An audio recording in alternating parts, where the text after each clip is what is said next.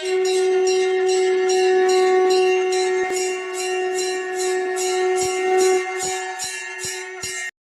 ஸ்ரீ குருப்பியோ நமஹ. ஓம் கம் கணபதையே நமஹ.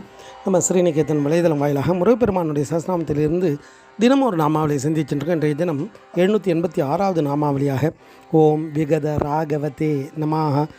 முருகப்பெருமான் இந்த நாமாவளி ஆசை இல்லாதவருக்கு நமஸ்காரம் அப்படின்னு வர்ணிக்கிறது.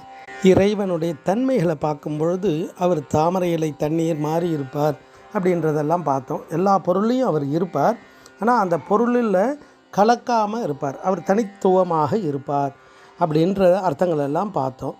இந்த நாமாவளி ஆசை இல்லாதவராக இருக்கார். இந்த ஆசை இருக்கக்கூடியது யாருன்னா உயிர்கள், ஜீவாத்மா.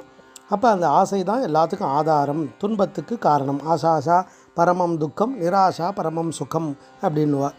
அப்போ இந்த பேராசை, அந்த ஆசையே பேராசை ஆகும் பொழுது அது பல பிணிகளை கொடுத்துரும்.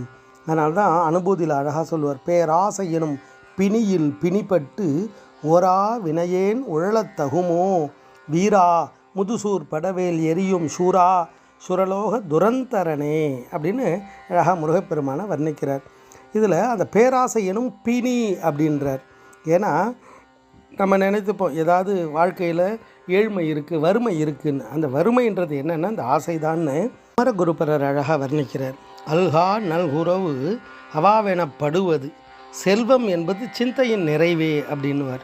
அப்போ எத்தனை பொருள் எது வந்தாலும் போதாது அப்படின்னு நினைக்க என்ன ஆகும்னா அது ஒரு பேய் மாதிரி அலைய வைத்து பல துன்பத்தை கொடுத்துரும். அதனால தான் வள்ளுவர் அழகாக சொல்லுவார், ஆறா இயற்கை அவா நீப்பின் அந்நிலையே பேரா இயற்கை தரும். இந்த இடத்துல இயற்கை அப்படின்றது இறைவன். இறைவனுடைய அருள் எப்போ கிடைக்கும்னா இந்த பல்வேறு விதமான துன்பங்கள், ஆசைகள் அகப்பட்டு இந்த ஜீவன் எப்படி இருக்குன்னா ஒரு காலம் முடிவு பெறாத குணத்தை உடைய அந்த ஆசை, அதை விட்டுட்டாதான் அது என்ன ஆகும்னா ஒருவனுக்கு நிலைத்து வாழும் இயல்பை கொடுக்கும். அதாவது இயற்கை, அந்த இயற்கை இறைவன் எப்படி இருக்காரோ அந்த பாக்கியம் கிடைச்சிடும், ஜீவன் சிவனாகும் அப்படின்றத வள்ளுவர் பெருந்த அழகாக சொல்லுவார். அப்போ இந்த ஆசையானது பல வேறு விதமான துன்பத்தை ஒவ்வொரு உயிருக்கும் கொடுத்துரும். ஒரு 5 வீடு தர மறுத்து தானே அந்த மண்ணாசையால் 11 அக்ஷர யோனி சேனைகளோடு அவனுடைய குலத்தோடு துரியோதனை அழிஞ்சான். அந்த மண்ணாசை, பெண்ணாசையால் அசுர குலம் முழுவதும் அழிஞ்சது ராவணேஸ்வரனால். அப்போ அந்த ஆசை தான் எல்லா விதமான துன்பத்துக்கெல்லாம் காரணமாக இருக்குது.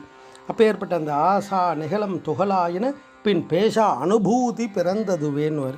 அப்படி அந்த விலங்கு போட்டிருந்தால் நம்ம சிறைப்பட்டு இருப்போம். அந்த விலங்கை விலக்கிட்டால் என்ன ஆகும்னா நமக்கு சுதந்திரம் கிடைச்சிடும். அப்போ அந்த சுதந்திரம் நமக்கு, இந்த ஆத்மாவுக்கு சுதந்திரம் எப்போ கிடைக்கும்னா இந்த ஆசை இல்லாத நிலை வரும்பொழுது தான் பல்வேறு விதமான துன்பங்கள் நம்மளை பற்றாமல் இருக்கும். அப்போ ஏற்பட்ட ஆசை இல்லாதவராக நமக்காக அந்த கருணையே வடிவமான குமார பரமேஸ்வரன் இருக்கார். அதை தான் இந்த நாமாவளி தத்துவார்த்தமாக வர்ணிக்கிறது. ஓம் விகத ராகவதே நமஹ. ஸ்ரீ குருப்பியோ நமஹ. ஓம் சும் சுப்பிரமணியாய நமஹ.